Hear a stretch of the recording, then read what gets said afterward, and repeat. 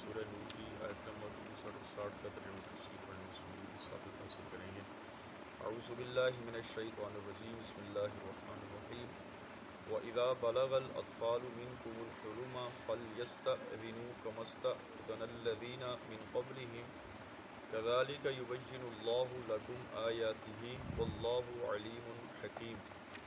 ترجمہ کنز العرفان۔ اور جب تم میں سے لڑکے جوانی کی عمر کو پہنچ جائیں تو وہ بھی گھر میں داخل ہونے سے پہلے اسی طرح اجازت مانگے جیسے ان سے پہلے بالغ ہونے والوں نے اجازت مانگی۔ اللہ تم سے اپنی آیتیں یوں ہی بیان فرماتا ہے اور اللہ علم والا اور حکمت والا ہے۔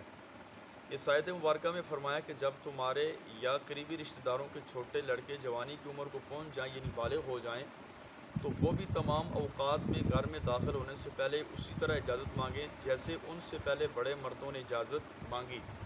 اللہ تعالیٰ اپنے دین کے شرعی احکام اسی طرح بیان فرماتا ہے جیسے اس نے لڑکوں کے اجازت طلب کرنے کا حکم بیان فرمایا، اور اللہ تعالیٰ مخلوق کی تمام مصلحتوں کو جانتا ہے اور وہ اپنی مخلوق کے معاملات کی تدبیر فرمانے میں بھی حکمت والا ہے۔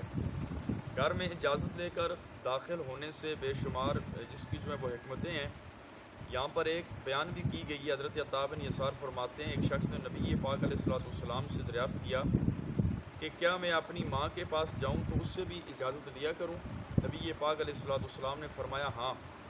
انہوں نے عرض کی میں تو اس کے ساتھ ہی اسی کے مکان میں رہتا ہوں۔ آپ علیہ الصلوۃ والسلام نے فرمایا اجازت لے کر اس کے پاس جاؤ۔ انہوں نے عرض کی میں تو اس کی خدمت کرتا ہوں، یعنی بار بار آنا جانا ہوتا ہے، پھر اجازت کی کیا ضرورت ہے؟ نبی پاک علیہ الصلوۃ والسلام نے فرمایا اجازت لے کر جاؤ، کیا تم یہ بات پسند کرتے ہو کہ اسے برہنہ دیکھو؟ عرض کی نہیں۔ فرمایا تو اپنی ماں سے بھی اس کے پاس جب جاؤ تو اجازت لے لیا کرو۔ اسی حکم سے کچھ اور احکام کی بھی حکمتیں سمجھ آتی ہیں، جیسے باپ بھائی اگر بیٹیوں یا بہنوں کو جگانے کے لیے کمرے میں جائیں تو کمرے کے باہر سے آواز دیں اور جگائیں کہ بلا اجازت اندر جانا مناسب نہیں ہے، کیونکہ حالت نیند میں بعض اوقات بدن سے کپڑے وغیرہ ہٹ جاتے ہیں۔